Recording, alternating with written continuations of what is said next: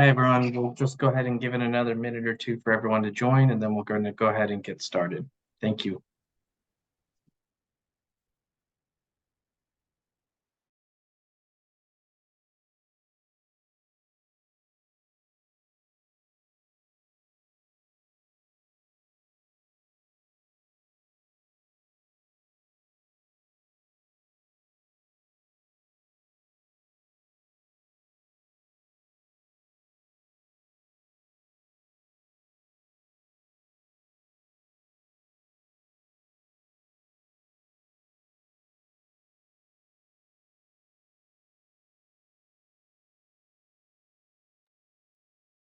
All right. I think the participants have started to slow down, so I think we'll go ahead and get started. We've got a full agenda today, so we'll go ahead and get going here. Welcome, everyone. This is the March meeting for the San Diego County Air Pollution Control District Warehouse Working Group meeting, or the WWG for short. And let's go to the next slide, please. Before we begin, we do have a few meeting announcements as always. Everyone except the presenter will be muted unless they're called upon by the host. Save your questions and comments until the end of each section that we'll be presenting. And finally, we will be recording and posting the recording on the district's YouTube page following the meeting. And as a reminder, if you're new to this process or new to this working group, we have recorded every single one of our meetings going back all the way to September of last year. Those are up on our warehouse working group webpage. So I would like to call everyone's attention to that. And if you need to get up to speed on the conversations we've had, discussions we've had, the topics that we've gotten into, I would just like to call your attention to that. And those are up on our website, usually the day after the meetings. So next slide, please. So this is going to be an overview of what will be covered in today's presentation. First, we're going to be taking attendance and introductions of district staff and meeting participants. We'll then do a quick recap of our February warehouse working group meeting. We'll then discuss one of the directives that we received from our governing board in our June 2023 board meeting on how we might prioritize impacted communities in our indirect source rule working group. We'll then just be discussing the results of how companies are complying with South Coast AQMD's Rule 2305 by looking at some data from their first year of implementation. We'll then introduce and discuss the proposed incentive funding concept that we plan on moving ahead with at APCD as far as our non-regulatory strategy as part of this work. And then time permitting, we'll get into any non-agenda items. Next slide, please.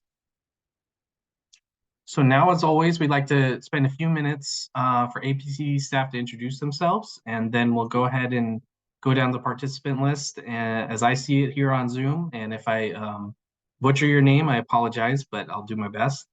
If you haven't done so already, please make sure that your name in Zoom also includes your affiliation, if you have one, of who or whom you represent, so we can have it tracked here about who's here from what different group. So with that, I'll go ahead and get started. My name is Nick Cormier. I'm the Rule Development Supervisor here at the San Diego County Air Pollution Control District. And I will turn it over to Randy. Thank you, Nick. Hello, everyone. I'm Randy Constellation, Associate Engineer, Rule Development. I'll turn it over now to Kathy. Hi, everyone. Kathy Kean. I'm the Chief of our Emission Reductions section here at APCD. And I'll hand it over to Janet. Hi, everyone. Janet McHugh, Rule Development at APCD. All right. Is there anyone else from APCD on the line at this point? Okay. If not, we might have a few others potentially join throughout the session. But so now I'll go ahead and go down the line of who's in Zoom, and I'll start at the top. So I see Carl Aldinger from the Sierra Club. Rob Swanson from California Attorney General's Office. I see Aaron Isherwood. Aaron, would you mind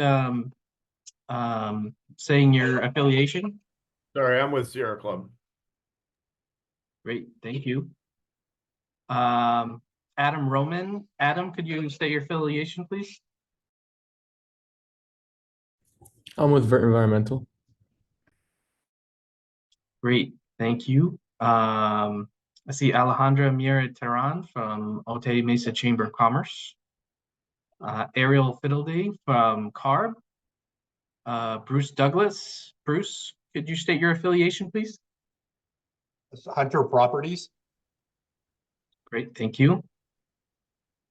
Let's see. I think I already said it's jumping around at me right now, so I'm trying to see. Claire Garcia. Claire, if you could state your affiliation, please. With ChargePoint. What was that? I'm sorry, it kind of cut out there. Oh, I'm sorry, ChargePoint. Oh, ChargePoint. Okay, thank you. I see Craig Benedetto, representing NEA. Christina Marquez from IBEW 569. Daniel Miller. Daniel, could you state your affiliation, please? I am with ServiceMaster Absolute. Great, thank you. Let's see, Dasni Ahangama from Montrose Environmental. Hopefully I said that close right.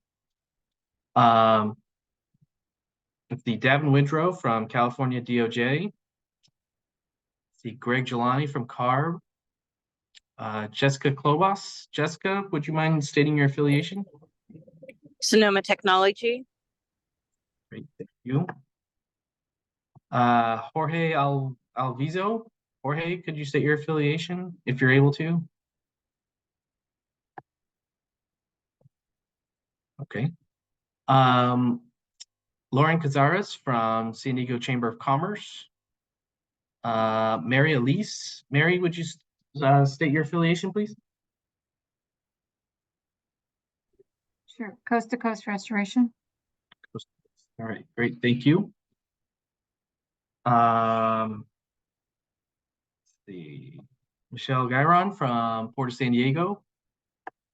Nicholas Paul from Environmental Health Coalition. See Regina Sue from Earth Justice. Ruben Mora. Ruben, if you wouldn't mind stating your affiliation, please.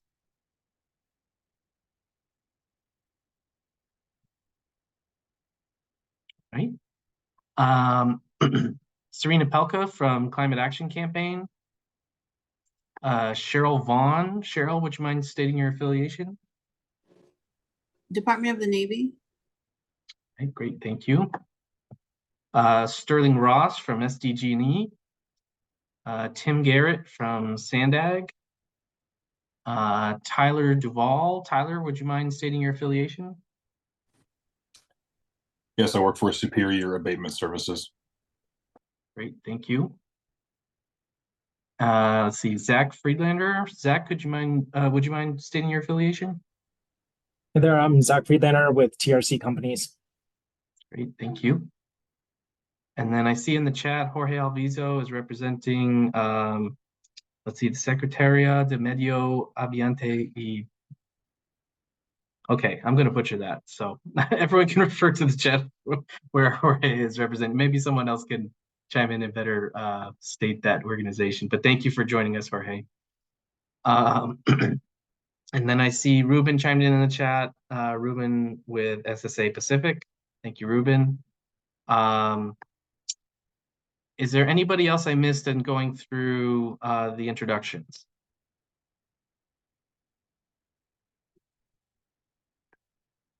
Okay, I think that's it then. Thank you, everyone. So now I think, now that we know who is here, and I see Adam Roman representing Sandra Jacinto Vert in Environmental. So thank you, Adam. So now with that, I think we'll go ahead and get into our slides and the main topics of our presentation today. So The following slide is a recap of the previous meeting that we held back in February. As a reminder, all of our meetings are recorded and uploaded to YouTube the following day, so anybody can view the presentation on their own time, and if they can't make it to the meeting themselves.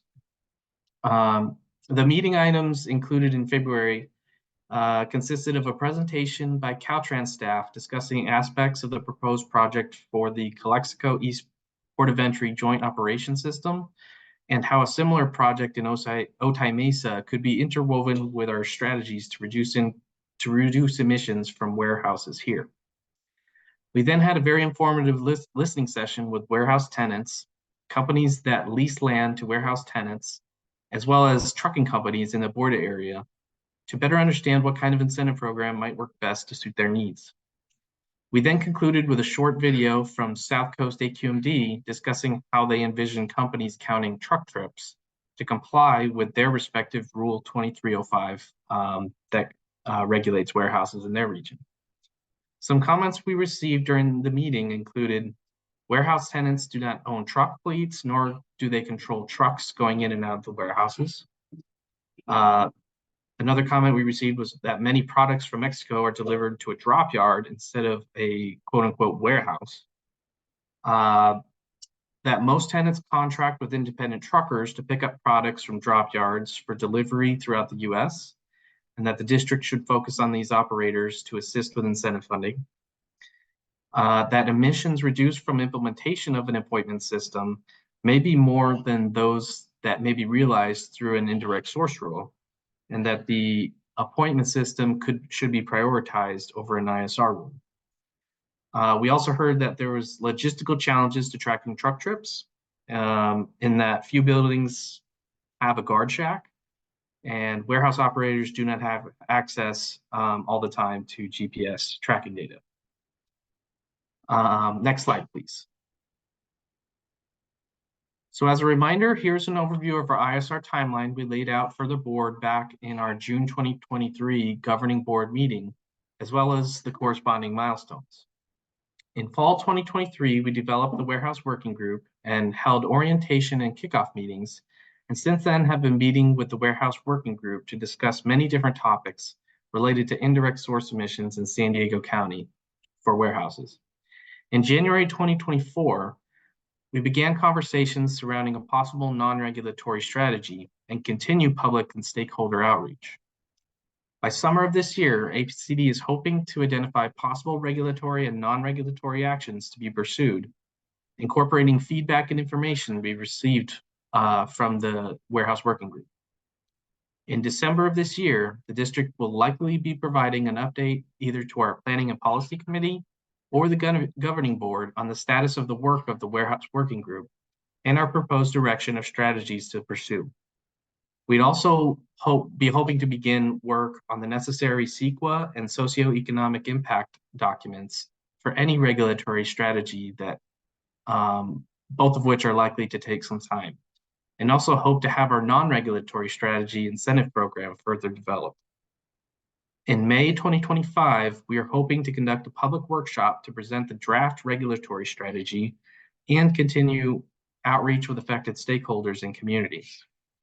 By June 2025, we'd be looking to finalize our draft CEQA analysis. And then by September 2025, we'd be looking to go to the governing board for their consideration of any regulatory strategy developed. Before moving on to the first discussion topic, I did want to pause briefly to see if there was any questions or concerns about the proposed timeline.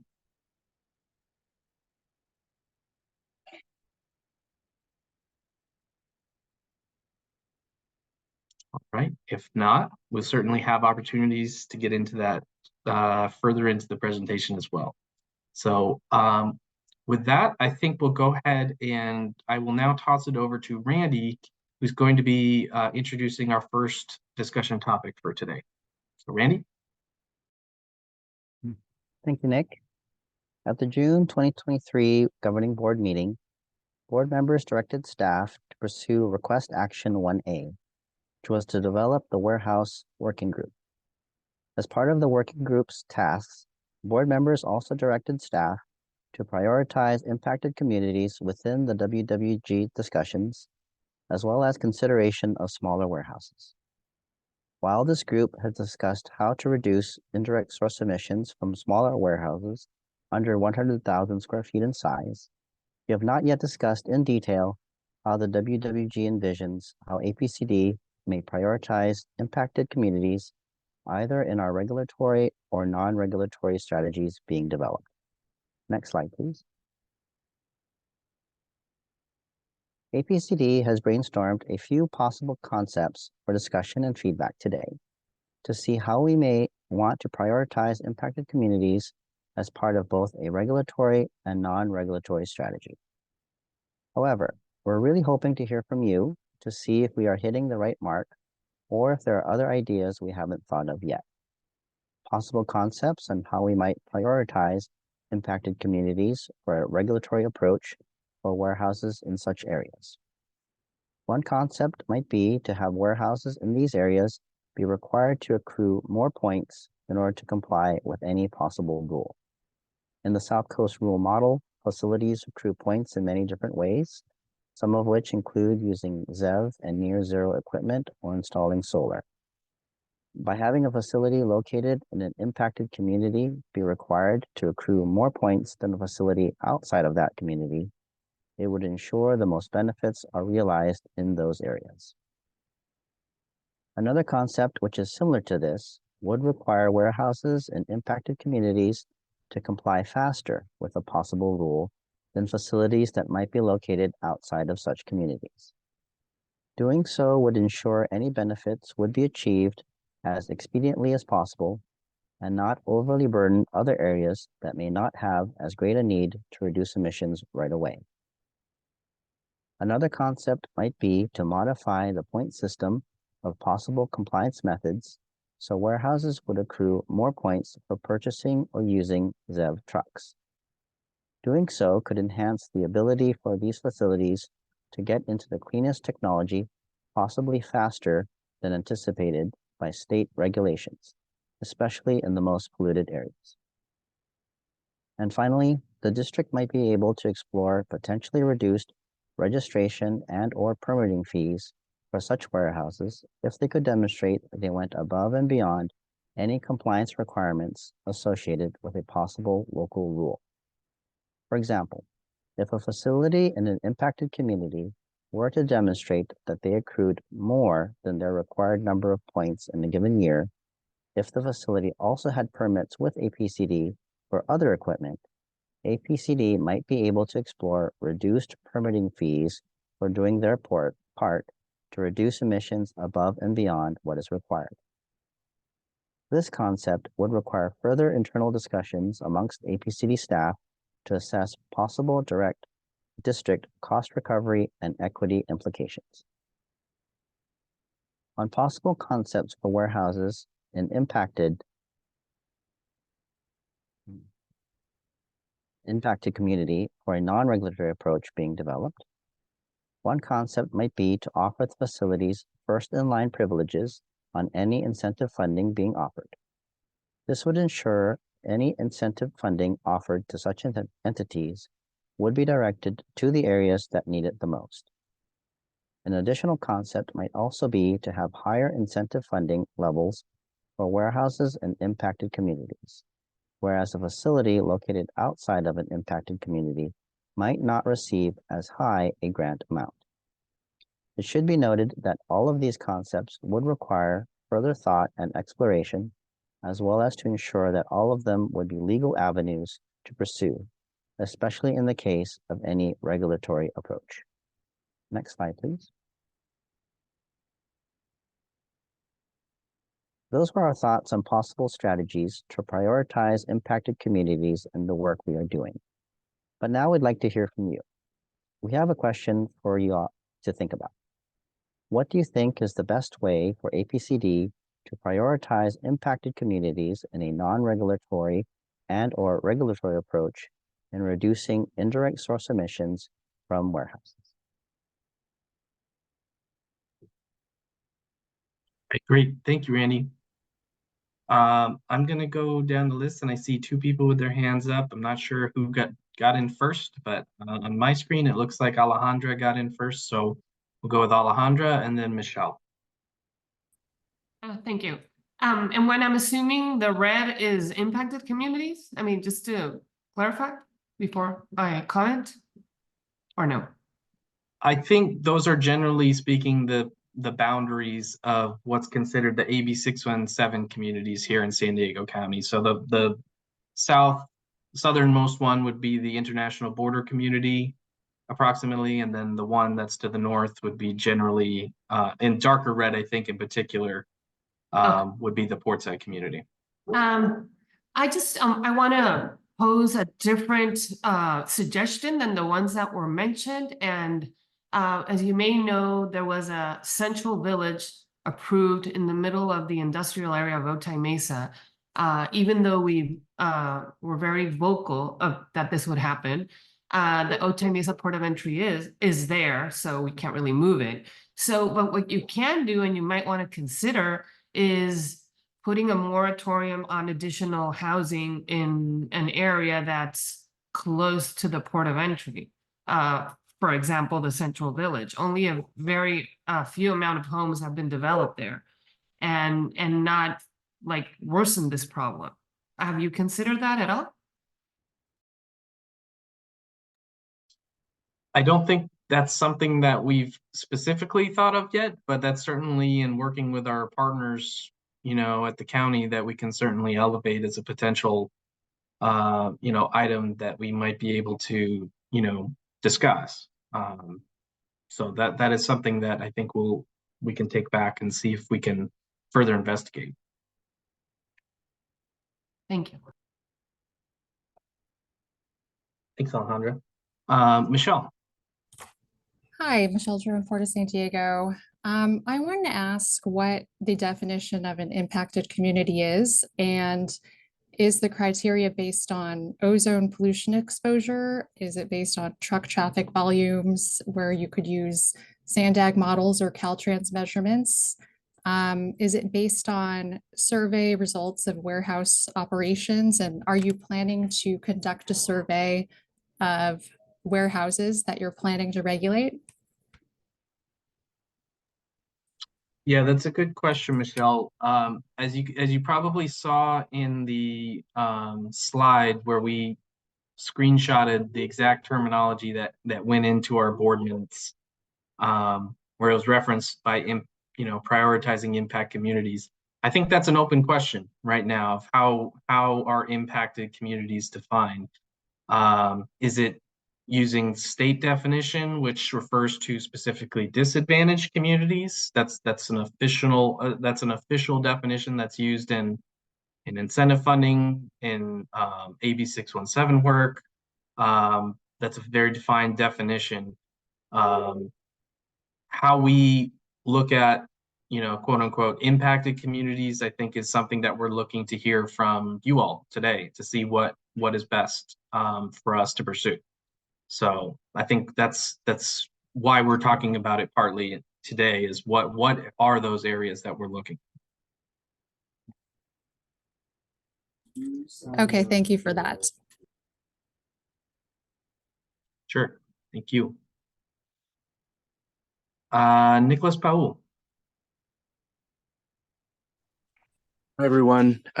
Nicolas with the Environmental Health Coalition. Yeah, Nick, I wanted to kind of build off of kind of the spirit of what Alejandra was getting at, which is a big concern for the Environmental Health Coalition. So the proximity to where sensitive receptors are, where community members congregate, where our children go to school. And so I think maybe a consideration can possibly be based on proximity to sensitive receptors. So CARB has guidance saying that warehouses and other distribution centers located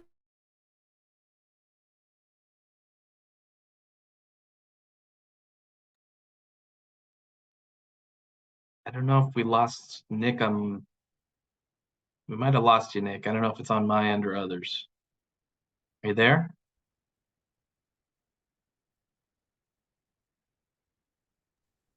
I can't hear him either, Nick. Okay. Are located within 1,000 square feet of a warehouse, and so or of a sensitive receptor, and so I think that might be a good consideration.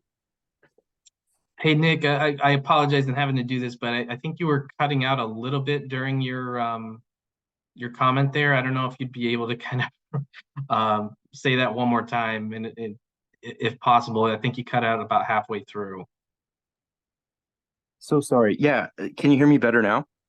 We can hear you now. Yeah. Yeah, Nick. So I was just saying, you know, I think maybe proximity to sensitive receptors can be a good guidepost for an ISR. And so I was bringing up that CARB has guidance saying that the impact from heavy duty trucks from warehouses is felt most within 1,000 square feet of a warehouse. And so, you know, I think if that can be a good guiding post for our ISR. And I was just elevating that in the portside communities in Barrio Logan and West National City. I think, you know, a lot of where our little ones go to school, a lot of the health clinics here in our community, our parks are located within 1,000 square feet of a warehouse. And so I think that would be an important consideration. Okay, got it.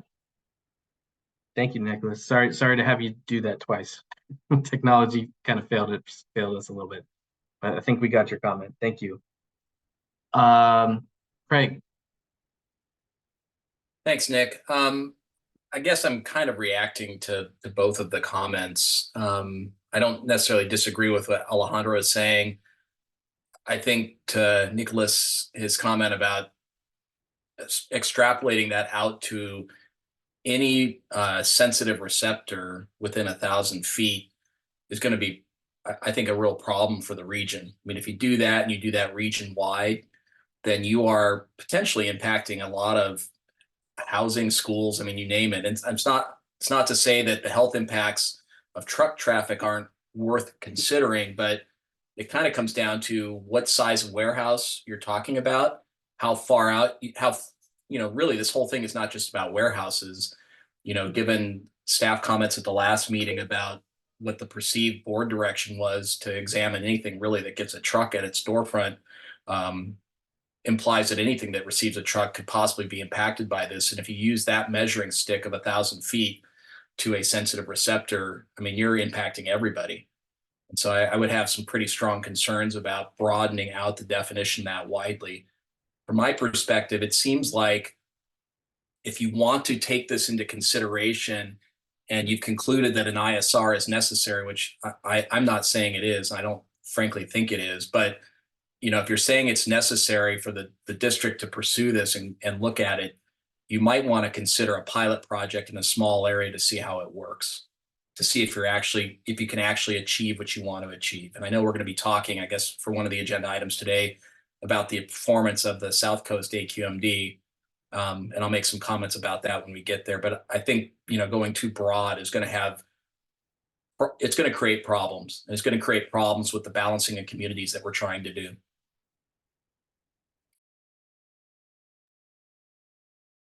All right, thank you, Craig. Aaron Isherwood. Thank you, Aaron with Sierra Club. So I really agree with Nick that, and as I believe the California Attorney General's office has recommended, that no new warehouses, I'm talking about large fulfillment centers, 100,000 square feet or more perhaps, but be located within 1,000 feet of sensitive receptors. I think that's an excellent suggestion. I also think that the regulatory approaches that you all listed that you're considering are good ideas, like requiring more wear points in these communities. Even more importantly, I think more points for ZEV acquisition. Obviously, the biggest impacts are air pollution from the trucks. Not allowing new building near warehouses is maybe going to keep the problem from getting worse, but what you're talking about is mechanisms to reduce the problem that already exists. when it comes to the problem not getting any worse, I think requiring 1,000-foot setbacks from sensitive receptors makes good sense.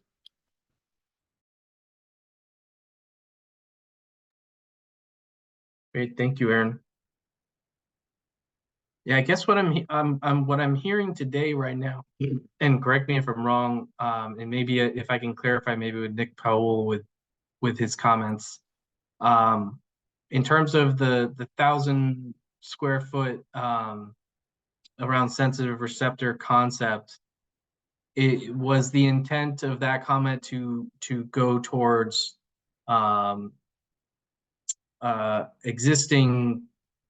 existing warehouses of around 1,000 square feet, or maybe I'm looking for a little bit more clarity on the concept that was getting discussed.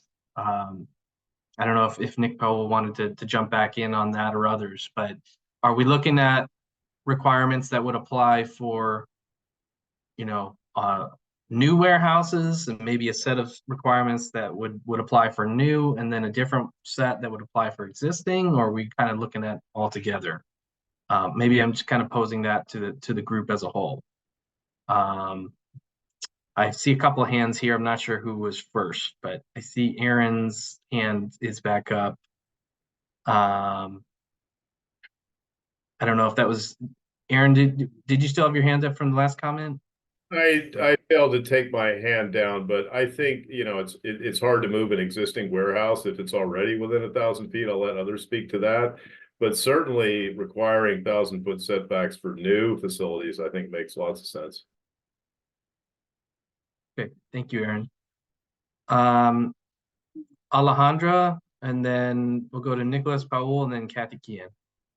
Thank you. And back to preventing and the central village in the middle of the Otay Mesa industrial community. I think at the very least, you can prevent sensitive receptors from going into that village, which my understanding is they're still not there. So you're in time to make sure they don't go in there, because it is an area surrounded by warehouses and truck traffic. Yeah, that's a good point. Thank you, Alejandra. Nicholas Powell. Yeah. So I was referring to existing warehouses, Nick. But I mean, to some of the speakers before me, I mean, prevention is key also. And so, yeah, any future warehouses being built should be 1,000 feet away from a sensitive receptor. To kind of flesh out my point a little bit more, Nick, I think our concern with the ISR is trying to make sure that this rule really gets to addressing air pollution in the most impacted neighborhoods. And so maybe that 1,000 foot from sensitive receptor applicability point would be limited just to disadvantaged communities. And then maybe there's like a different rule for warehouses that aren't in disadvantaged communities. But the point is, if you're doing business in a disadvantaged community close to where sensitive populations congregate, you should be required to clean up your operation. And ISR is a way of getting to that. And so, yeah, that's my point. Okay, great. Thank you. Appreciate the more clarity on that. Kathy. Thanks, Nick. That addressed one of my questions. I was going to ask, kind of piggybacking on that, to Craig's concern about having this be too broad, and maybe, if we do 1,000 feet from a sensitive receptor anywhere in the county, that he's considering that as a too broad a brush. I was curious to see if in that kind of pilot program concept, Craig, if considering those warehouses only in the disadvantaged communities to have, to have different requirements if they're within 1,000 feet of a sensitive receptor, if you feel that would be more practical. Are you talking about for new warehouses or existing warehouses? And I put in the chat, part of my concern here we haven't really defined what you mean by warehouse. I mean, I don't even know if your board members really know what they mean by warehouse either, based upon the conversations they've had about this in public hearings. So it kind of depends on what you're talking about. If it's anything that receives a truck, then I don't know how you apply that. A grocery store receives lots of trucks, right? Does that mean that they're a warehouse or not? It just really depends. If you broadly define the implications of a regulatory framework, whether it's in an impacted community or not impacted community, however you want to define the community, you are potentially creating other impacts to those community members. And I don't know that that's been really discussed, at least not to my satisfaction, in these conversations we've had in these meetings so far. So I really don't know how to answer that, Kathy, without getting to it. If you mean for new ones, I think maybe I think Alejandra might be onto something within the village that she's talking about. But you also have to think about, and I'm not familiar with that area, so I don't know who the property owners are and what they might have in mind or what the zoning is in that area. But you have to think about that as well, because you're applying, whether it's a ban on anything that has a sensitive receptor or whatever else. I mean, you're creating a whole host of other issues related to a regulatory program, perhaps a takings issue, if you go after some sort of a ban. Yep, nothing we're doing on this is easy. So yeah, there's a lot of things to consider. And I appreciate your clarification on the warehouse. I was thinking that for purposes of argument today, the traditional definition of warehouse, where it's a location where it's involved in the storage and distribution of goods for sale. So I think that narrows it down a little bit. But yeah, I appreciate the clarification. Thanks. But Kathy, that comes down to size. I mean, I think most people, at least in some of the comments I've heard from some of the advocacy community, they think of like these big logistics centers, right? That is very different than a warehouse. The way you just said it, Kathy, is very different from, in my mind, a logistics center. You can have, a bakery that serves many restaurants that could fall into that categorization, or produce market or something along those lines is distributing to restaurants that could fall into that category. And if you do that, you have a whole host of other issues, because if you choose to make it more difficult to locate something like that in certain areas, they're going to have to distribute that product somehow. So are you putting more trucks going longer distances on the road and really not helping yourself at all to get those products to and from where they need to go? That's my point. I'm not trying to be heartless to the community that's impacted. Maybe that's the Hobson's choice we have to make here, is that, yeah, we're going to put more VMT and more GHG into the atmosphere to deliver some of these things, because we want to locate them away from certain areas, certain groups, sensitive receptors, I think is what we call them. Okay, but we just need to acknowledge that we're actually not working towards the end result, which is, I mean, unless we get to some way of electrifying everything, which is many years away from actual implementation, but that's a decision we have to make. All right, thank you. Okay, I see Andrew Aguilar's hand up, and then Sterling Ross. Hi, thanks, Nick. I guess first off, to kind of add to what Craig was saying about kind of the unintended consequences if we try to, set a buffer zone in which some of these facilities can be sourced. It's true that you run a risk of increasing VMT and overall PM emissions. Like, I'm more concerned about from the health aspects. We look at it from the particulate matter, and from the models that we had been looking at, Nick, I guess what had concerned me was that then that works counter to the reductions of overall PM that we're looking for, not just from the tailpipe side, but from the road, brake, and tire wear that the models show would be increasing over time. And I guess to go back to kind of the original point, if the goal is from the wear side to speed up the implementation of ZEVs, that would help reduce the fraction of overall mobile source emissions for particulate matter, down to zero. But the total particulate matter emissions aren't zero still, even with a ZEV or not. So I think that we need to be aware of kind of the expectations when it comes to the health benefits with going to full ZEV, and that they would appear to be, at least according to the models, they would appear to be marginal. So if we take that into consideration with the context, I think that's going to be really important moving forward.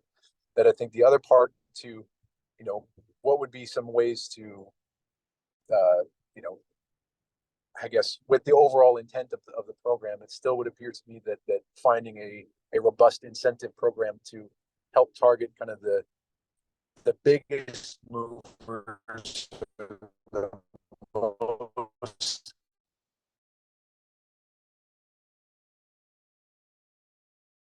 active sites, you know, to electrify sooner out, you know, disrupting economic activity there. But it would have to take some teasing out of the busiest, most active distribution centers and kind of specifically targeting them, almost approaching them, like first finding them and then approach them directly to see what can be done, at least as far as I can tell. All right, thank you for the comment, Andrew. Sterling.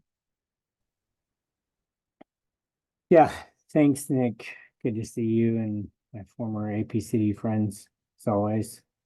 So when I left the district, I went to work down at Pio Pico, and designation of AB 617 had come out fairly recently before that. The border area was more of a petition by the district to have that included, which to me didn't make sense at the time, and to me still doesn't make sense, having worked down there for so long.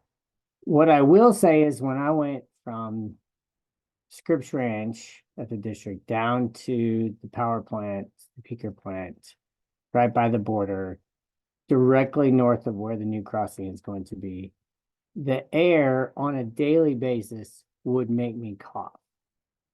The reason I bring all of this up is twofold. One, the CARB studies for what pollution would actually be reduced is so minimal, it's almost funny, right? At 6 tons of reduction, that's almost nothing for, you know, $500,000 vehicles or more, right? For zero emission vehicles. But then realistically, we want to take pollutants out of the air in quotation marks because you still can't clean up the air from Mexico. How is that being played into this policy? Now, I ask that question because I have sat in on all of the governing board meetings that are also addressing this and have seen several entities praising the governing board for what they propose or want or would like to do, realizing that the science behind this is still not supporting it. So at what point in time does the futility of not being able to clean up the air from Mexico play into this regulation?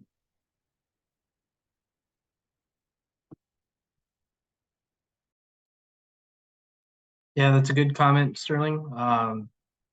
You know, we have discussed some aspects of this within the International Border Steering Committee working group in relation to ISR, but it's a good question that you bring up an interesting point on that and how we look at this overall in the grand scheme of our binational economy and corridor here, and to be able to see what we can do with a regulation on this side of the border and how that might interplay with what's going on the other side of the border.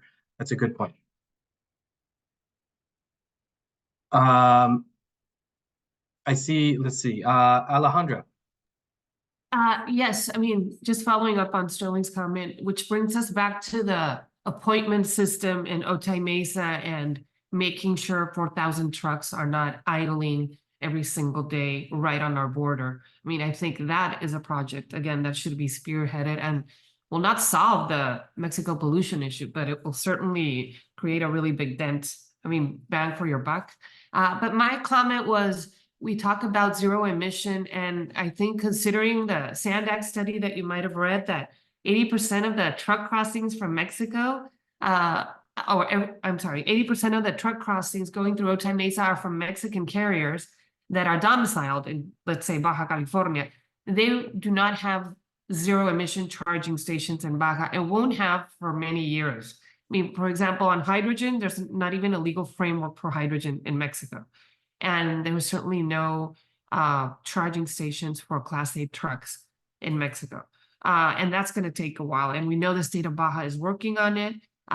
So I think you should really consider, at least in Otay Mesa, I mean, if you are moving forward with this ISR, which I don't believe you need to, is near zero emission natural gas, which is much less polluting than electricity or hydrogen. At least they can make that switch, and that would significantly reduce pollution as well. So I think that should be considered in the border area. Yeah, thank you for the comment, Alejandra. And that's gonna your mention about near zero emission, which for folks who are unaware, it's kind of fuel agnostic, I think, according to CARB. But generally speaking, I think compressed natural gas engines are pretty much the ones that are able to comply with that CARB standard right now to meet that near zero definition. That's something we're going to be probably talking about in a few minutes here when we get to our next section, about how people are complying with the South Coast respective rule in their region right now. I think you'll see that given the menu of options that are available to them in their respective rule, which we've talked about in this group before, there's 30 some odd options that people can choose from. It seems as though people seem to be selecting near zero emission equipment to comply with their respective rule quite a bit. We don't have any context of why that is, or it's one of the many pathways that is a critical aspect to any kind of regulatory rulemaking in this space for warehouse for indirect sources, is that having that option to go different ways that can work for your facility and your fleet.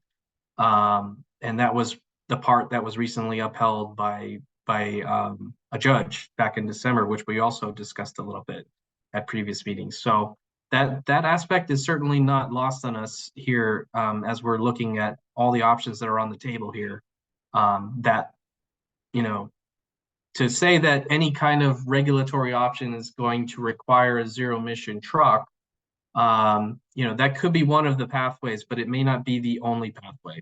And that's why we're looking for feedback to see, what would work best here. Is it the similar kind of approach that AQMD did, or is it something that, could we differ from what they did and still be legally sound and legally safe to proceed with? That's all relevant questions to what we're doing here. I see Nicholas Paul's comment about he thinks making facilities and DACs eligible for a higher incentive amount could be a good non-regulatory strategy. So thank you for the comment. And again, we'll probably be talking a little bit about that in our last topic too. So we're setting the stage pretty well for the next topics here, which we might want to get into in a second. I see Kathy's hand. Kathy, do you, was this a hand from before? Or? I was just, Okay. I wanted to say two things, and then I think we could probably move forward. But one, I had a question for Alejandra. Are there natural gas fueling stations available in Mexico at this point, or is that infrastructure also something that we would need to work on encouraging? I'm actually not 100% sure, but I believe there are. Okay, that's But helpful I to can know. find out and follow up with you on that. Okay, thanks. And then I just wanted to clarify, it sounded like there's a little bit of discussion about the question of why these particular areas were selected by the state through the AB 617 process to be designated as disadvantaged communities. And one of the characteristics of these communities is their high exposure to diesel particulate, which is a toxic air contaminant. And so I think, I can't speak for the whole district, I'll just speak for myself for a second, that one of my priorities is figuring out what we can do as part of this indirect source process to start to reduce the amount of diesel particulate that folks who live in these communities are exposed to. And that's why we're looking at all sorts of options. But I just wanted to clarify that that diesel particulate is a concern in these communities. They have some of the highest exposures in the state. And even if we can't solve the whole problem of pollution coming over from Mexico, I think we've heard direction from our board is to be creative and try and figure out how we can make a dent in the diesel particulate that folks in these particular areas are having to live with on a day-to-day basis. So with that, I'll shut up and I guess we can try and go on, or if there are more comments. I see Michelle's hand jumped up. So Michelle. Hi, I just wanted to ask, from my understanding, the purpose of an indirect source rule is to help the air district meet our meet attainment of air quality standards, and in this case, it would be ozone. So, but is the actual purpose to focus on DPM, or is it to reach air quality attainment? Is to meet our air quality standards. You may have, folks I think on this call are familiar with the fact that the national air quality standards for particulate matter have also been reduced. And so we're going to have to really focus here in the region to reduce particulate matter as well as ozone to meet those air quality standards. Right, but particulate matter is not just DPM, first of all. And when we're talking about looking at small warehouses, I just want to ask, are you going to treat a 3 million square foot warehouse the same as a 5,000 square foot warehouse just because the 5,000 square foot warehouse is in a location that you want to focus on? Because that's like 600 times the size of a small warehouse, the first one I mentioned. Yeah, Michelle, I can try and attempt to answer that. Thanks, Nick. Clearly, we haven't even decided what approach we're using right now, so keep this in mind. But you know, if you look at the South Coast rule as the example for us to take a look at what's been done thus far, you know, the warehouse size is really it's not really dependent on warehouse size. It's really dependent on the truck activity that comes into the respective warehouses that are subject to that specific rule. Now, that specific rule is only applicable to warehouses of 100,000 square feet in size, but the compliance pathways will differ depending on you know, if you're a facility that only gets a couple of trucks a year, there's a chance you might be exempted from any compliance options from that for their specific rule. If you're a you know, a small facility that gets, you know, hundreds and hundreds of trucks, then your wear point obligation would be higher. And so, and probably rightly so, given the amount of pollution that those trucks might be incurring. So it's really just dependent on, you know, the emission level activity of the specific site rather than the size of the warehouse in particular, at least using the AQMD model as an example. But hopefully that makes that's sense. not really what I'm asking. I'm asking, are you going to look at thousands of warehouses and make them send you reports rather than focusing on the hundreds of larger warehouses? I think this goes back to Craig Benedetto's comments on how many of these warehouses are going to be impacted by a regulation. Like it's a matter of, you know, limited resources that you have and what is really going to have the fastest and most expeditious impact on our air quality. Understood completely. And that's one of the things we're going to be looking at throughout this process is, you know, we're going to have to manage what can be done from a resource standpoint from APCD. That point is definitely something that we're mindful of, but at the same time, how are we going to get the most bang for a buck in terms of what we can get in terms of emission reductions for the facilities and the areas that we're looking at. So that's all going to be part of this conversation as we're moving forward. You know, to say that we've landed on something in particular as far as any regulatory strategy, You know, we haven't yet, and that's why we're having these conversations. I see Alejandra's hand up, and then I think we'll probably move on to the next topic after Alejandra's. Yeah, sorry. But you were just mentioning best bang for your buck and resources. And we're such a different community than the Inland Empire. I think there's an opportunity here for APCD to be very creative. I realize you only have jurisdictions over certain, there's only so many things you can do, but have you really done an analysis of where the pollution is coming from? I mean, my gut tells me it's really the millions of trucks that are crossing San Isidro every single day or every month, year, whatever we want to call it, Tijuana Airport as well. And we're not really addressing those issues. So I guess my question, and I don't know if this is required or not, but there's a car coming from Mexico into California. Are they regulated like when we register cars in the DMV? And can you consider that? That would really tackle pollution. And again, it would be creative work, working with the DMV or with the state of California. It might not be something you implement, but you could be really effective in advocacy. Yeah, Alejandra, that's a good comment. We can certainly look at things that in addition to what we're looking at, but again, as Kathy mentioned, we're also looking at what our board has kind of directed us to do in looking at this particular space in particular. And in regards to emissions, they're specifically coming from indirect sources of emissions here in San Diego County. So, you know, understood. I think, you know, comment heard on that one. And that's something that part of our work in our, you know, International Border Steering Committee has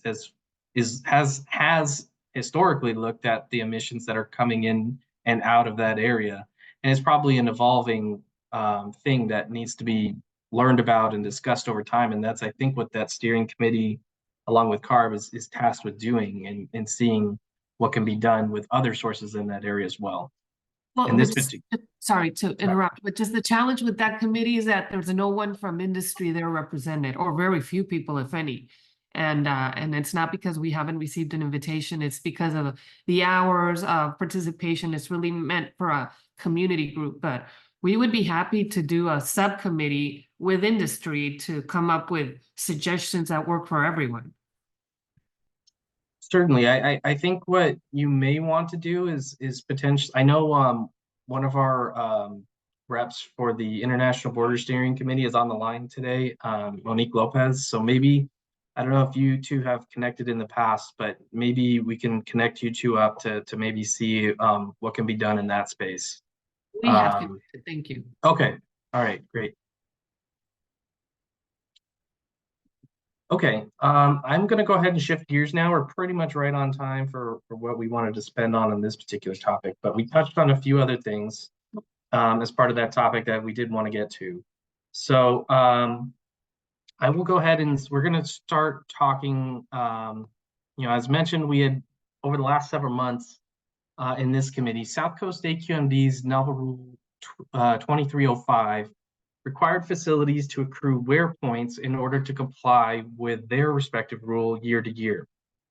These points were accrued, are accrued when a warehouse entity demonstrates that they've taken a certain action as listed in the wear menu of options they are allowed to take. In January 2023, South Coast AQMD prepared the first wear program annual report in relation to Rule 2305. The report provides an update on the status of Rule 2305 implementation based on wear program activities that occurred for the first compliance period of the rule throughout the year 2022, which for AQMD was for warehouses with floor areas of 250,000 square feet or more. The table on this screen provides a list of the top 10 compliance options that facilities utilized from the wear menu, as well as the corresponding wear point totals from those actions, and the number of times the option was utilized by companies subject to the rule. This information was reported by facilities in the initial site information reports received through September 30th, 2022, and no additional data has been released publicly yet about more up-to-date results. As you can see, the top 2 compliance pathways by far that were utilized by companies in the first year were utilizing zero-emission yard hustlers, or otherwise known as yard trucks, and having near zero-emission Class 8 trucks visit their facility instead of diesel trucks. Per AQMD, a near zero-emission truck is defined as a truck with an engine that meets CARB's lowest optional low NOx standard at the time of manufacture, which is currently 0.02 grams per brake horsepower hour of NOx, which are generally newer CNG trucks at this point in time. Given that these technology options have been commercialized for some time, this does make some sense, and it also may be equipment that facilities and or trucking companies have already procured and have been using regularly. After those 2 options, there's a steep drop-off in the number of wear points accrued by utilizing other compliance options. It appears many facilities are taking advantage of tracking ZEV truck visits coming to their facility, as that was the second highest option utilized by warehousing entities to comply in the first year. However, the points accrued from those were not comparatively as high as utilizing other options, such as acquiring a ZEV truck, which was used only sparingly by companies to comply but accrued very similar points. The option utilized by most companies was taking advantage of the mitigation fee option, though the number of points accrued from using that option was only a fraction in comparison to the top 2 accruing menu options utilized. Other options, such as installing charging infrastructure, was utilized by many companies, but did not accrue many corresponding points. Next slide, please. Remaining options used by warehousing entities to far less degrees are included in this table. These include the options to install and use rooftop solar, taking advantage of electric charging and TRU installations, purchasing air filters, or tracking ZEV visits for smaller trucks.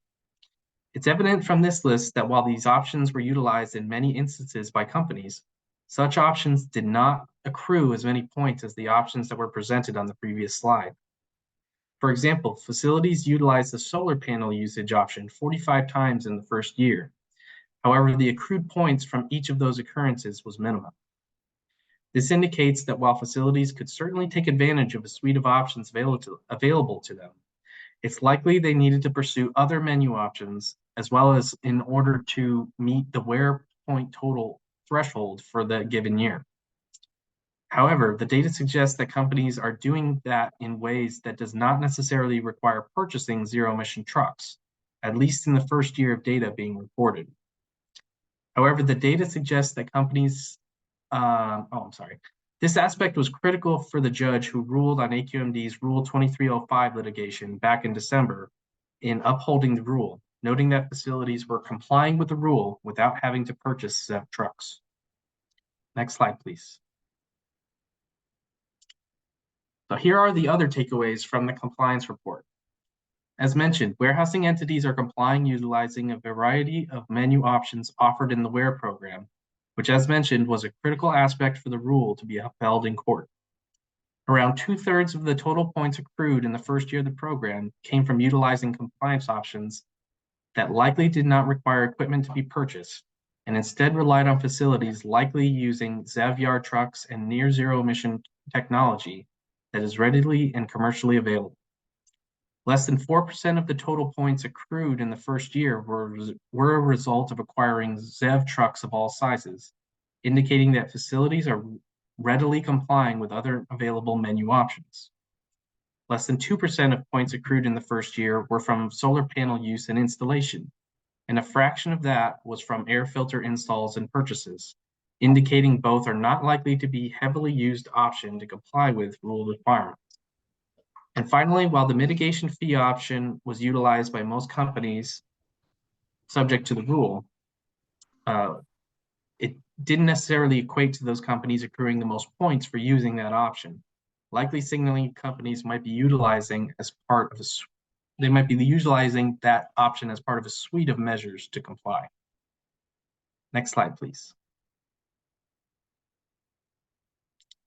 So while assessing the first year of data is useful, there are considerations and caveats that need to be elevated to ensure the data is looked at in the right way.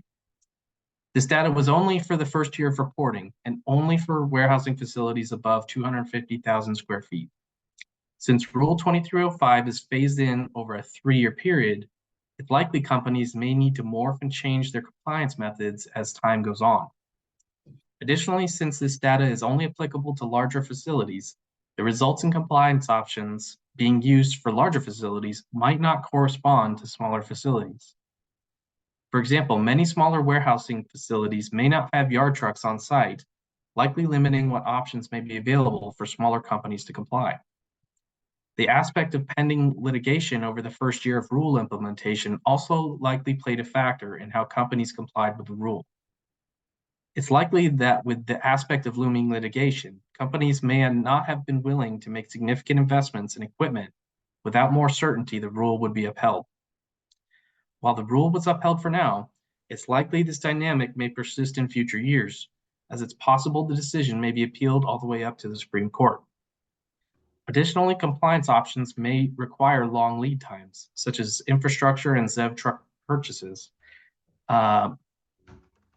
which could have been in process at the time of reporting in the first year, but may not have been complete yet. Future years of data reported will indicate if such purchases increase or not. Next slide, please. So with that said, we do have a question for you all to think about and to hear comments from. After hearing how facilities are complying with Rule 2305 in the first year of implementation, what are your main thoughts and takeaways from the data? Is anything surprising, not surprising, unexpected, or in line with what you were thinking about how the rule is playing out in the South Coast region? And I see a hand up, Carl. Yeah, thank you. I think it sounds really promising that they were using the methodologies besides purchasing zero emissions trucks. So that sounds really promising. I am a little bit concerned that looking at it from a skeptical lens, if I were failing to meet the requirements, the first thing I would do is say, we're using those ZEV yard tractors much more this year than we were last year. In other words, I would be concerned that we may not be policing these claims that people are making. If that's the number one thing that they're doing is using the ZEV yard tractors more, that sounds a little bit suspicious.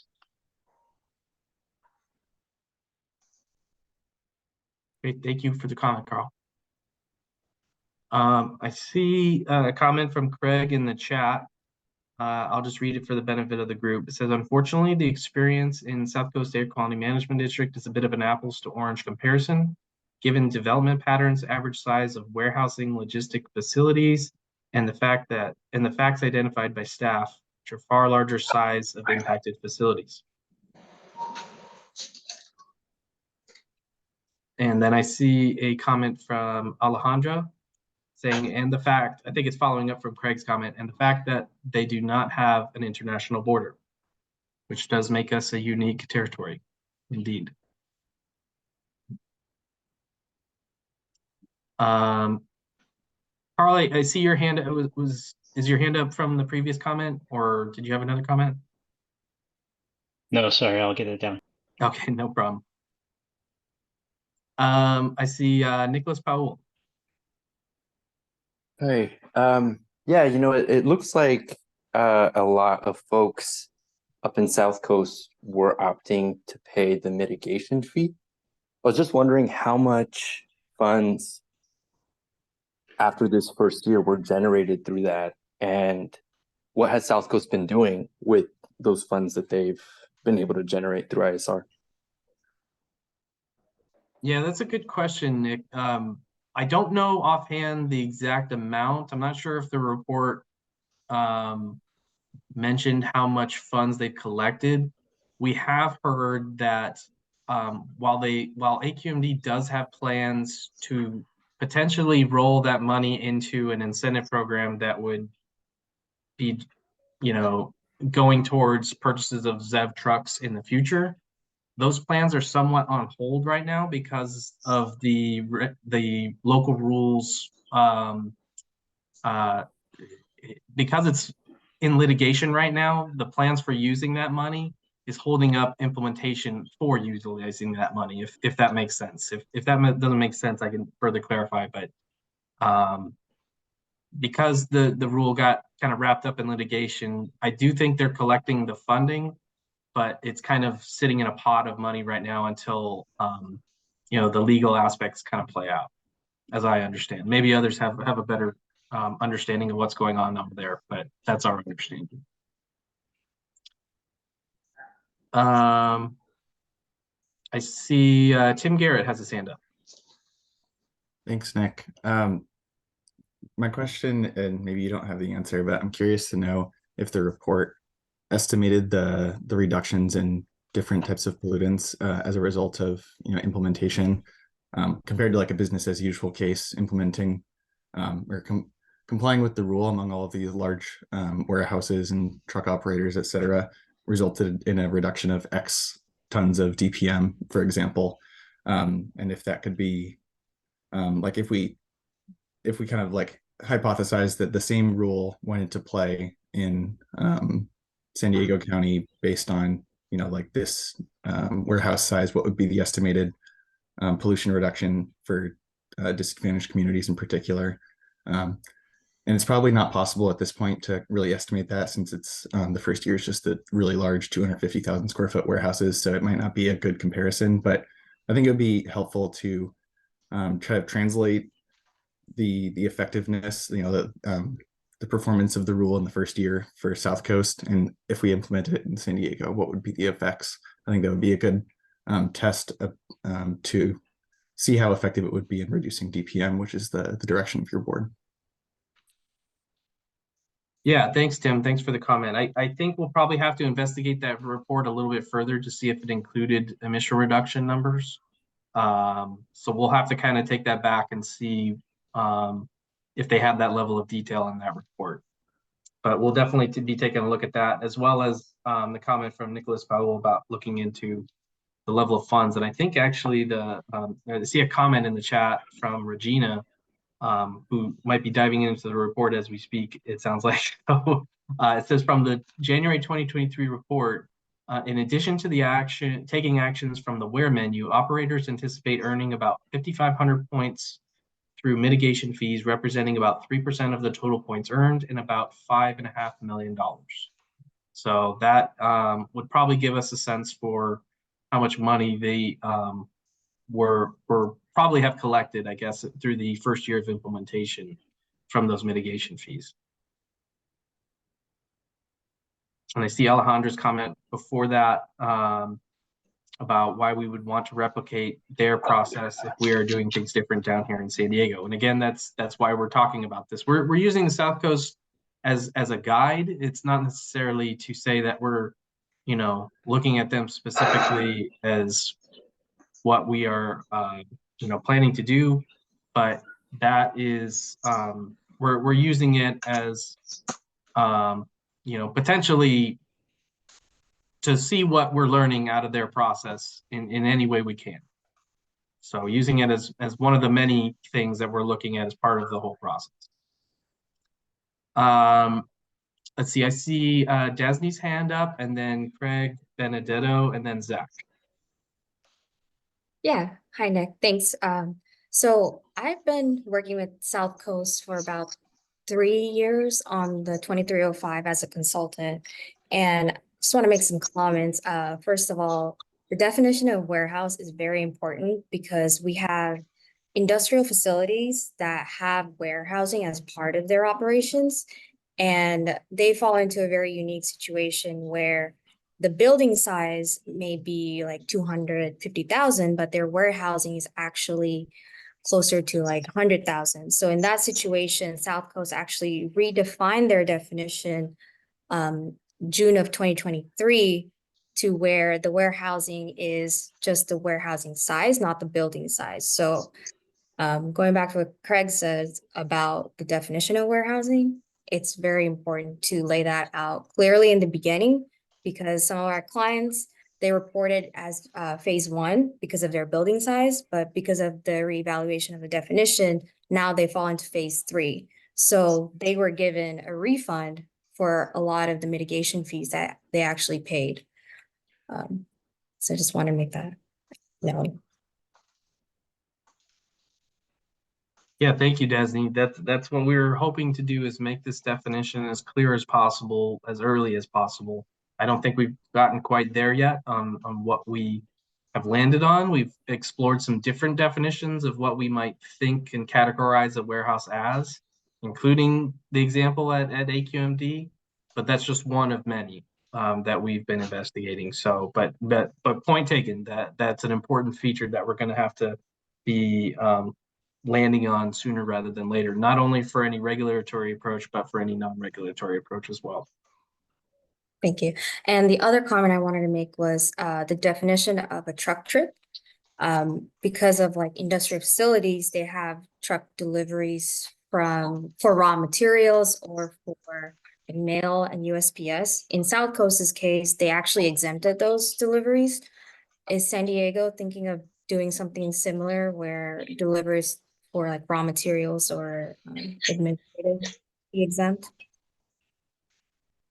Like I said, I think we're pretty early on in as far as where we are at. However, I think we've talked about this in previous meetings that, as those conversations were to happen, is if a rule development process were to proceed with what we're doing here, that is something that we'd be, open to hearing about and seeing through the to see what makes sense either through the exemption process or for other facilities that just, it just doesn't line up with what we're trying to do as far as this whole effort. So, we're definitely, open to taking comment on aspects like that when it comes to exemptions or facilities that just don't quite, get after what we're trying to do. And that's similar to, I imagine, what South Coast did, although we weren't completely in the room for when those discussions were happening. But as part of any general rule development process, that is something that would happen either way.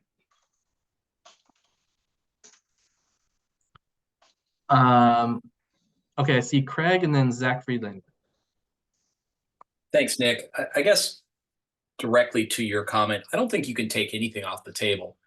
I think to the last comment that was made about the definitions, and I've made that comment before about warehouses, truck trip definitions, another component to that. We have to define those before we can get at the suite of options that should be available to the people who are going to be impacted by it. Because if there are some exemptions in place for certain activities or not, or for certain sizes of facilities or not, then that would probably help us refine what would make sense from a I guess a mitigation measure that might be appropriate for San Diego. But until we get to that point, it's really hard to determine, what we should consider or not consider other than incentives. So I don't think you can take anything off the list, is my point there, until we actually get to those definitions. And I'd really, given the conversation we've had so far today, I'd really like to strongly recommend that we need to kind of get to that point. And I know perhaps that's more of a rulemaking thing and we're not even there yet, but I mean, this all seems to be kind of lining up towards that anyway. And I'm not trying to diminish the work you're trying to do here, Nick, to get input from the folks that are here. But, if that's the direction you believe the board wants to go, then let's just get at it and figure it out and then figure out what we want to do. I can tell you the view of the folks in the South, the impacted folks in the South Coast AQMD. And I think part of the problem is not all the impacted parties are impacted as of yet, because of the litigation and other factors at play there, including the implementation timeframe. But it's viewed by the impacted stakeholders as more of a money grab. A tax by another name is a better way to put it, because they really are looking, at least the AQMD was looking to get more money out of the mitigation fee to then apply to helping transition to zero EV or infrastructure to help support zero emission vehicles. We should just be honest about it. If that's where we're going to go down here, the board maybe can have that conversation and be honest about it, so we can again try to get at where we need to be to figure out whether or not this is going to work. And of course, I'm speaking for the business community when I say that. Yeah, understood. Thank you, Craig, for the comment. Zach. Yeah, hi there, Nick. I've had experience in working with the SCA QMD wear rule before, and just wanted to make some comments here about it. That the takeaways that were shown, being that utilization options essentially were the highest used to acquire points. I definitely wholeheartedly agree with that, and I feel like that should definitely be a focus if SDA PCD is considering any sort of rule that's similar to this. With that being said, I vaguely remember, and I believe it was in February's meeting, that some stakeholders were concerned that methodology for tracking can be difficult, especially if you don't have the resources available to perform this type of tracking. So I guess my comment here is essentially saying that SDA PCD should try to consider, what methodologies would be easiest for people to deploy and for them to try to perform, the easiest of the menu options being the utilization efforts rather than acquisition and so forth. But that is all. Thank you.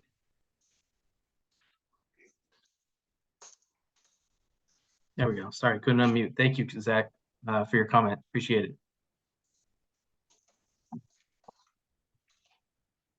And we appreciate all the comments on this report. Honestly, I mean, these were just some of the takeaways we were seeing in this report at our first glance of it. It sounds like others are in this room or have been very intimately working with AQMD and their implementation, either with facilities or with their own companies. It sounds like, and how that's rolling out there.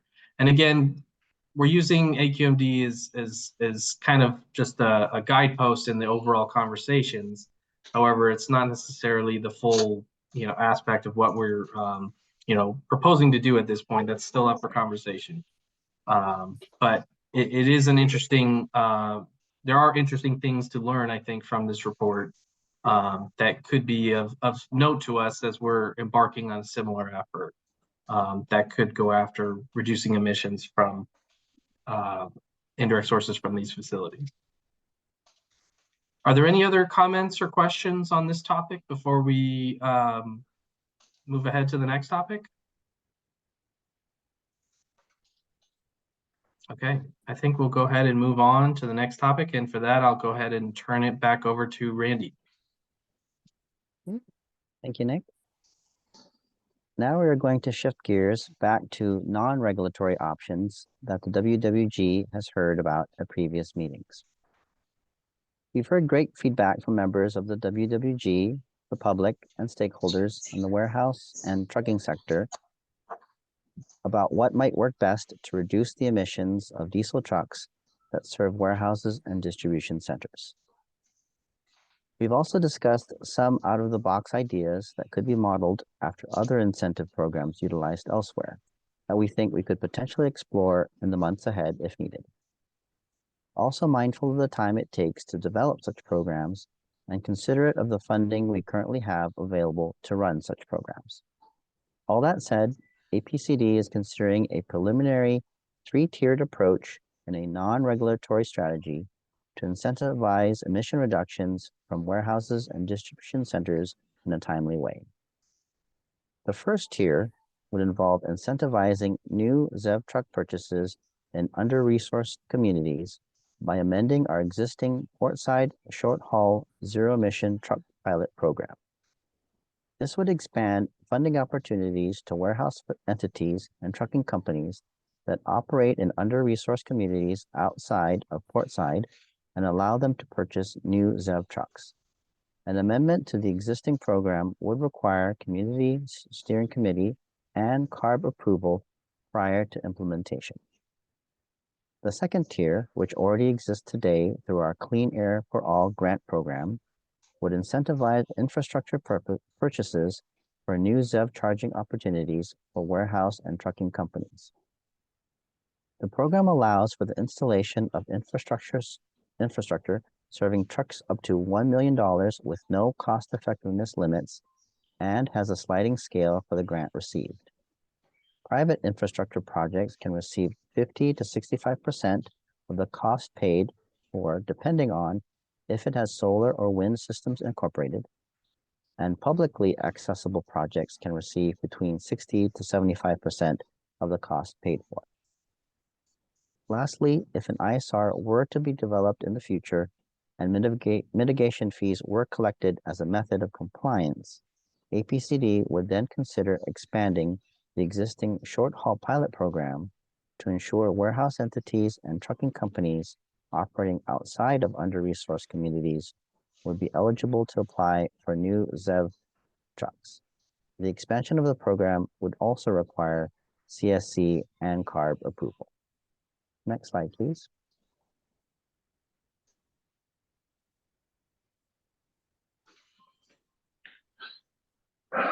The existing pilot program for truck purchases offers up to 90% or $250,000 of eligible ZEV truck costs, or allows for up to 90% of the cost for a 3-year ZEV truck lease payment.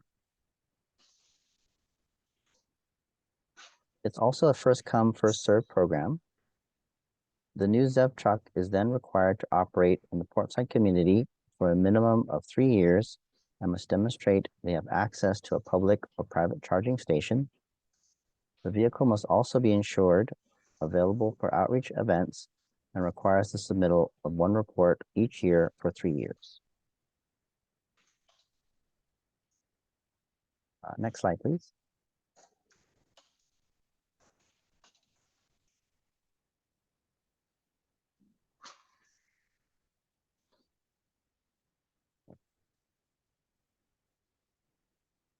This is a visual of how these 3-tiered approach might work. The top row would represent the process for a warehouse owner or a trucking company that has trucks operating in an under-resourced community in San Diego County. They would apply for the amended ZEV truck pilot program and receive funding to make a ZEV truck purchase. The middle row represents the process for owners, operators wanting ZEV infrastructure. Owners, operators in or outside of an under-resourced community would apply to our existing Clean Air for All grant program and receive funding to install the necessary ZEV charging stations. The last row would represent the process of a warehouse owner or trucking company applying for ZEV trucks operating outside of an under-resourced community in the county. These fleets would need to apply for an expanded version of the ZEV pilot program, which could be expanded if a corresponding ISR was developed to collect mitigation fees.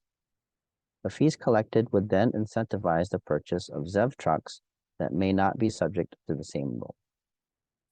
Understandably, all of these ideas are high level and conceptual at this point, and we're looking for your feedback on them. Next slide, please.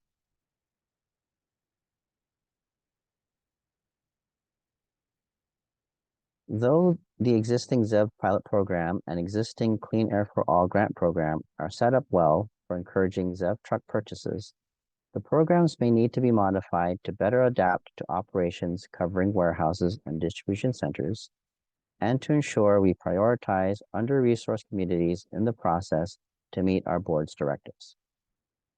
One of these revisions may be to adjust funding levels of new equipment to ensure small and medium-sized warehouses and trucking companies serving an under-resourced community would receive more grant funding than a corresponding large operation that also may not be operating in an under-resourced community.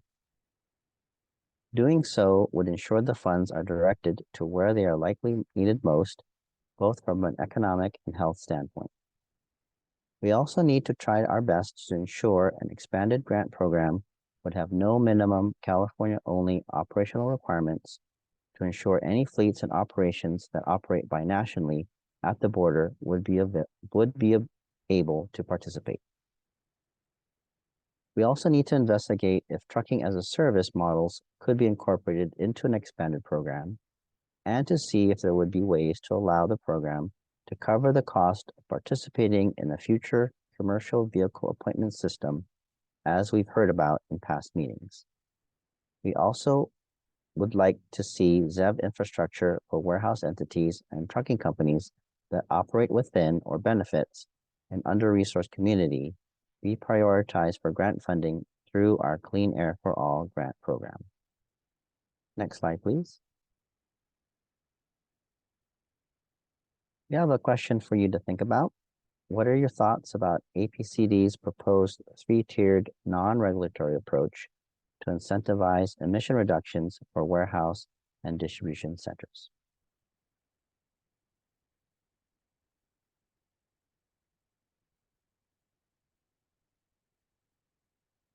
Hey, Andrew Aguilar. Thanks, Nick. So speaking from NASCO's perspective, actually, we had a lot of success with kind of the pilot project, the ZEV pilot project that, previously, I think one of the big barriers to a lot of the grants for entities is just kind of the eligibility requirements. And what I had seen so far with programs like this one was that there was an expansion of those eligibility criteria such that we were able to apply and utilize those funds. And so I really applaud that. And I think that going that direction of kind of looking then at adjusting the scope further to help make it more accessible and feasible would go a long way for a ZEV or near ZEV implementation. And so that brings me to my next point, where Alejandra was very rightly pointing out sort of these transition fuel or fuel agnostic technologies that are commercially viable and more logistically feasible today, that perhaps then that could be used as part of the scope or expansion of the scope. Is if we recognize that going full ZEV may not necessarily be as attractive or as feasible of an option for some of these other parties that we're trying to target, by maybe softening that could work. And just from a logistics or a feasibility perspective on how you would execute that, what comes to mind to me already is DMV information. If you can identify potentially some of these players throughout the county, especially those that have the oldest diesel fleets, you can reach out to them directly and make it more of an even more targeted incentive program as just an option off the top of my head. So the greater point being is that keeping our options open, if that's the route of wanting to go with expanding the eligibility criteria, I think would be a valuable thing to look forward to.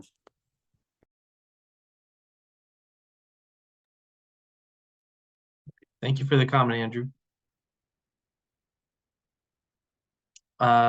Craig Benedetto.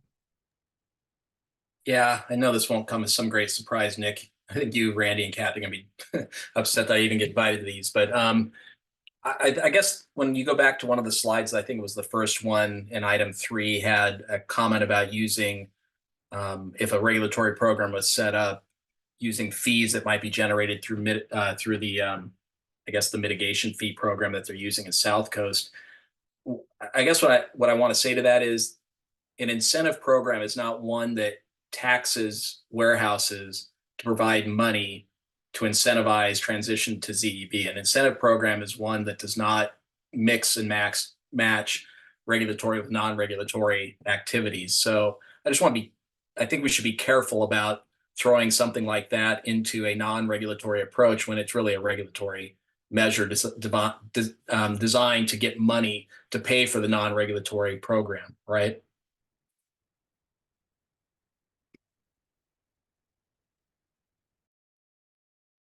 Understood, Craig. Understand the comment. Carl. Yeah, I suppose I would disagree with that last statement. The incentives that we have in California for passenger vehicles are definitely based on regulation and incentives. The regulation forming the zero emissions credits that the car manufacturers have to go spend by purchasing them through the EV manufacturers. And that in turn, it's definitely not one or the other. They work hand in hand together. And I don't think that we should assume that regulation and incentive can't work together.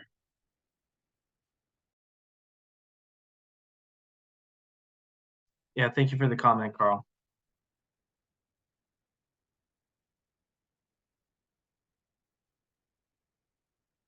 I guess from a 30,000-foot view, for the benefit of the group and what I'm trying to see out of this, and keeping in mind that we're also looking at it from APCD's perspective too, about what we can take on and manage as far as any kind of incentive program that we may roll out. Would a setup of this nature be enough for facilities to potentially jump in on and potentially use, understandably not knowing all the details? So that, I understand there's some caveats, but knowing that we might be taking kind of a 3-tiered approach where you might apply for equipment in one program and infrastructure in another program. Is that going to be too complicated? Is that manageable? If APCD were to time out or potentially roll out a program that opened everything at once in kind of a seamless way that would just require a facility or trucking company to apply for everything all at once, if we can time it right, is that more manageable if that could work? I'm looking to hear if there's any kind of thoughts or that others may have something like that, how that would work best for people. Understanding that we're not presenting a ton of details here, and that's clearly understood that you may not have all the knowledge, but what would it take, I guess, to potentially get involved in a program like this, if we were to roll something like this out, and keeping in mind that some of these aspects, if we were to revise some of the existing program that's currently been approved with CARB and these various steering committees, of which we're using AB 617 money for, we're going to have to make, if we're going to make revisions to those programs, those are also, again, going to have to require approval from those respective entities. So how much of what we can do will also be somewhat dependent on what we can get approved through those entities as well. So I just wanted to throw that out there as a potential thought nugget of sorts.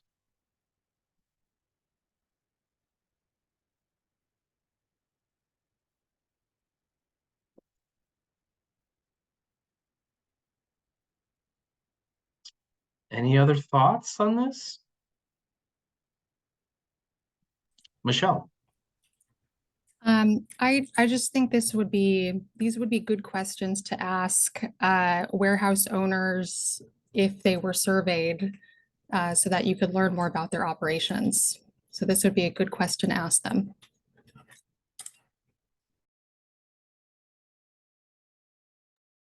Great, thanks for the comment, Michelle. Christina? Yep, thank you. Curious if there will be anything to hold the owners of the charging stations accountable to include maintenance when they're getting these devices installed? That's certainly something we can look at. I don't know if Kathy, if you might know if the existing program has requirements associated with that, with the infrastructure chapter. I'm not sure offhand if there's existing requirements built in for that or not. There is my understanding, but I'm not sure. There's probably a numerical requirement in there that don't have off the top of my head, but we could certainly research that. It's good feedback. I think if we were to do a program like this, it would be important to have an uptime requirement or a maintenance requirement as part of that program. So good suggestion. Yeah, thank you. It seems like that's kind of the issue with a lot of charging stations all over the state right now, is that, we have charging stations, but half of them don't work. And I think it's, it should be the owner of the charging station that should be held accountable for this, when they're negotiating. Whoever's doing the work should be including, 5-10 years of maintenance on these devices. And then one other question. Curious if, or maybe I missed it, if there will be any talk about workforce, you know, the people that are doing this work? On the infrastructure side or the truck Yeah. side or both? Sorry, the infrastructure side of the EVSE. Certainly we would be complying with the state regulations that require EVITP trained installers for the EV infrastructure. Did you have suggestions for what else we should look at? So it's not installers, it's in electricians, EVITP electricians. We need to make sure that we say that correctly. I think that, yeah, sorry. I think that, you know, going back to the first part when we were talking about disadvantaged communities and making sure that we take care of them. I think on the other side of that, making sure or some sort of language in there that would include the requirement of hiring a certain amount of people that are from disadvantaged communities to actually do this work. So not only that they live in that area, but they can also survive in that area because they're getting paid a decent livable wage. And then also including high road training partnerships. That's something that, you know, the APCD and the Port of San Diego, the Port of San Diego has been great, but, you know, through the Inflation Reduction Act and the bipartisan inflation, the IIJA, those using, for instance, journeymen or apprentices from a high road training partnership, they can get up to 40% tax credit on these installs. You know, so along with that grant, it's going to be essentially free for some of these people. So that would be my suggestion. Just look at the workforce and you know, who's doing this installation and who can benefit here in San Diego by doing that work when there's so much of it. Great. Thank you. Thank you. Thank you. Happy And to collaborate more on that. Sure, appreciate it.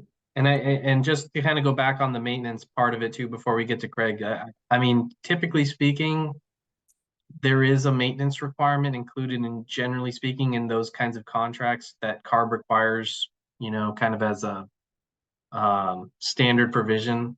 I don't think either me or Kathy are quite as in depth on the knowledge of the day-to-day knowledge of the infrastructure chapter that we're talking about that we could utilize here. But I would have to imagine that there is some kind of maintenance provisions as long as the project is under contract, that there would be you know, operational requirements and that sort of thing built in. So, but we'll double check on that to make sure and talk with the subject matter experts to make sure we're understanding of that. Perfect. Thank you so much. Craig. Yeah, thanks, Nick. This kind of goes back to Michelle's comment. It would be helpful if we were to perhaps take some of these questions that you're asking from this group, since it's largely non-operators, into some form of a survey format that we can then push out.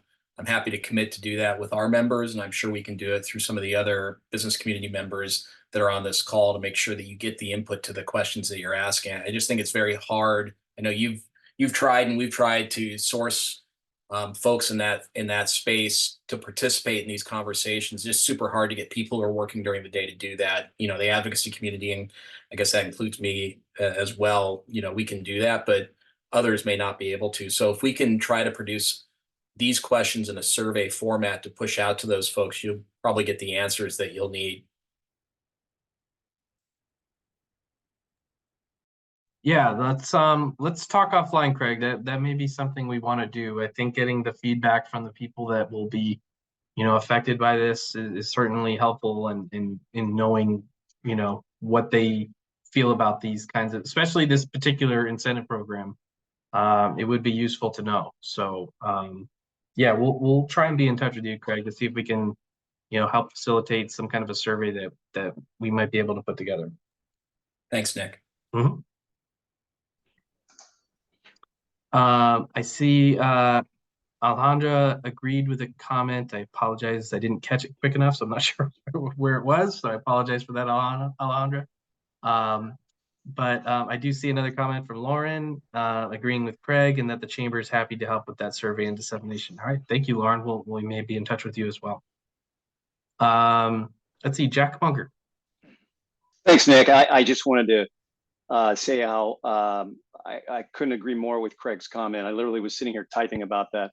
The suggestions that we've had almost since our first meeting about the need for a survey of some sort, and how so many of the questions that have been asked today and in previous meetings are really only going to be best determined by some sort of survey of trucking operators. So as was offered, IEA will be happy to help out in terms of any surveying or polling of our members, but I think that's a great idea. All right, appreciate the feedback. We'll be in touch with a few people. We'll kind of think offline and see what's the best approach to doing that. But I think that's something that we can manage and try and put together. So we'll definitely think about doing that.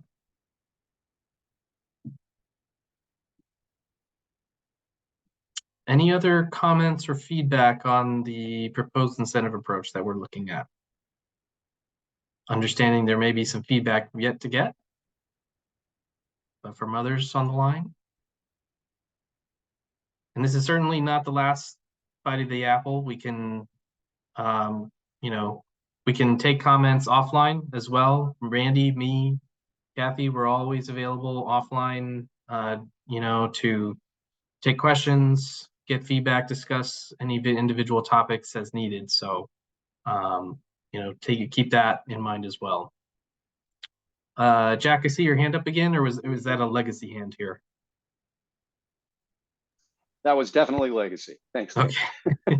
I heard that term before and I loved it. So I like the legacy hand mentioned. So, all right. All right. Well, I think with that, we'll go ahead and move on to our next topic, which is just our non-agenda items and participant comments. Since we have a few extra minutes today, we do have a chance to hear from anybody who might have some comments that are unrelated to any items specifically on today's agenda, specifically in the indirect source warehouse working group space that would be of relevance to people here in this committee. So if I wanted to pause and see if there was anybody who had anything to share, any other comments that they wanted to bring for the benefit of the group.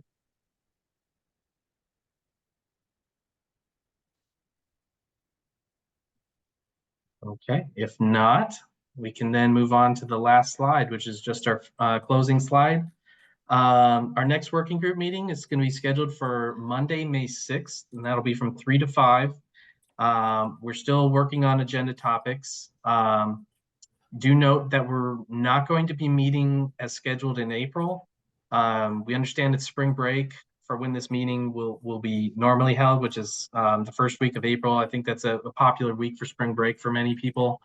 And so we're going to pause our meetings for April, and that will allow us to also focus on digesting what we heard today, as well as working on a couple other things related to rulemaking and indirect sources. So we're going to pause the meetings for April, but reconvene back in May.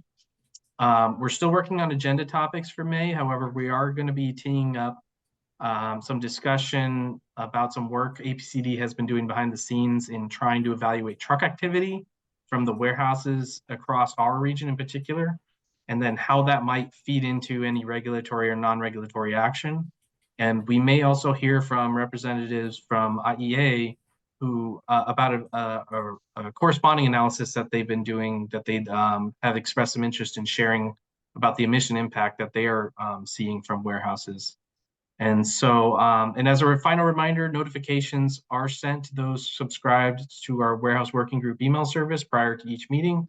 And so I definitely encourage everyone to make sure you're signed up to the email listserv so you can get notified of when these agendas and presentations are made available. And I think we'll close with that. So here's our contact information on the next slide, sorry. If you have any questions or comments, feel free to reach out to us, either Randy or me. And that'll conclude today's presentation. Oh, I see Monique's hand up. Sorry, Monique.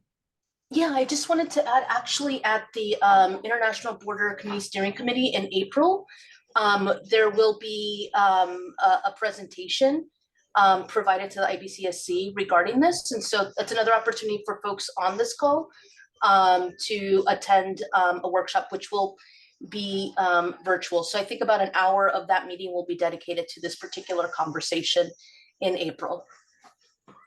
Yeah, thank you for the reminder about that, Monique. Definitely encourage everyone to attend that. If you haven't been, if you've missed a couple of meetings and don't want to go back to go through all the recordings, definitely encourage everyone to attend so that you can get up to speed on what we've talked about thus far. So appreciate that. Thanks, Monique. All right, with that, I'll go ahead and close the meeting. And thank you everyone for joining. Thank you.